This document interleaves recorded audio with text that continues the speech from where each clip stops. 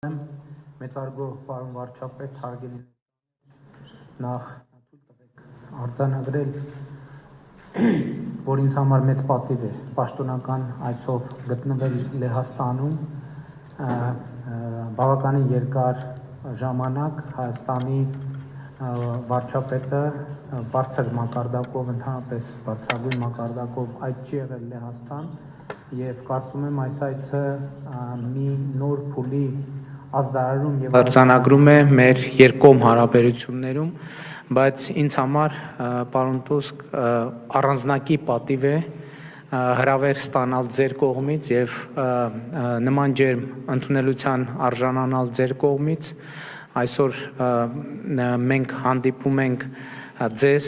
որպես Լեհաստանի վարչապետ, բայց Հայաստանը ձեր մասին շատ վառ հիշողություններ ունի եւ շատ բարձր է գնահատում ձեր գործունեությունը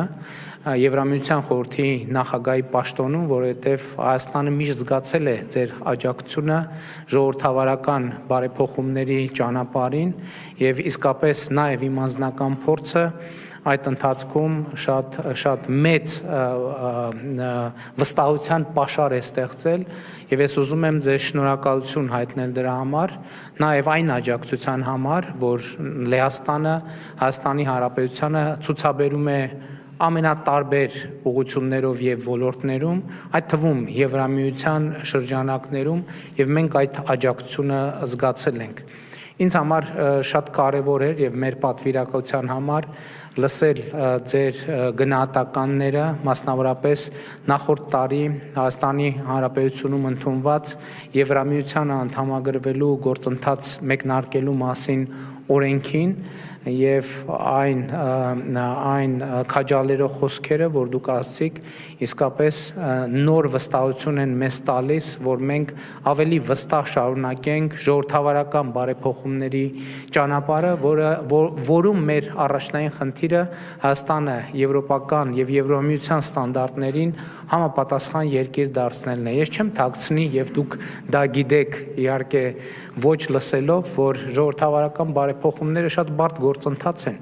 Իրենք իրենց հետ բերում են մարտահրավերներ, իրենք իրենց հետ բերում են կասկածներ, իրենք իրենց հետ բերում են մեղադրանքներ եւ մանավանդ այսօրվա աշխարհում երբեմն ընդունված է կամ նույնիսկ փորձ է արվում ստեղծել տպավորություն, թե ժողովրդավարական երկիր նշանակում է լինել թույլ երկիր, ժողովրդավարական երկիր նշանակում է ի վիճակի չլինել ապահովել եւ պաշտպանել սեփական անվտանգությունը եւ ես կարծում եմ, որ Լեհաստանը այդ առումով շատ վառ օրինակ է, թե ինչպես կարող է ժողովրդավարությունը զուգակցվել ուժեղ անվտանգային համակարգի, ուժեղ տնտեսության հետ եւ իհարկե ուժեղ գործընկերության հետ միջազգային ասպարեզում։ Այս առումով ես ուրախությամբ եմ արձանագրում, որ մեր ավանդական պատմական կապերին ավելանալու է գալիս մեր ժողովրդավարական բարեփոխումների օրակարգը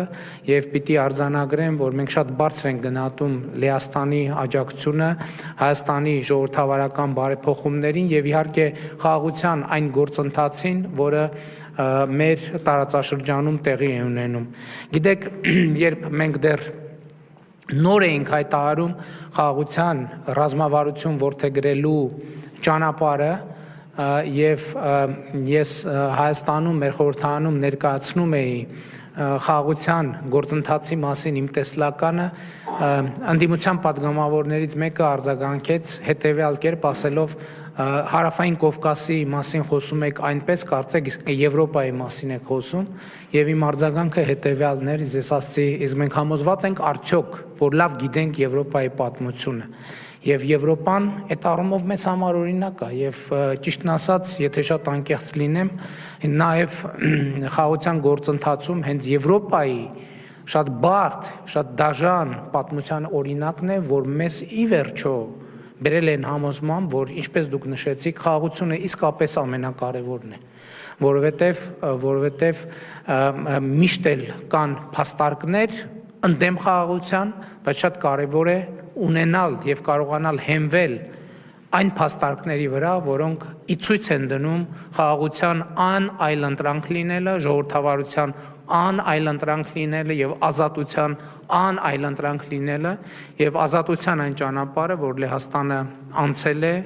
եւ ժողովրդավարական հասարակության կառուցման այս գործընթացը իհարկե մեզ համար օրինակելի է։ Կրկին թույլ տվեք շնորհակալություն հայտնել ջերմ ընդունելության համար եւ իհարկե մեծ հաճույքով ձեզ սպասում եմ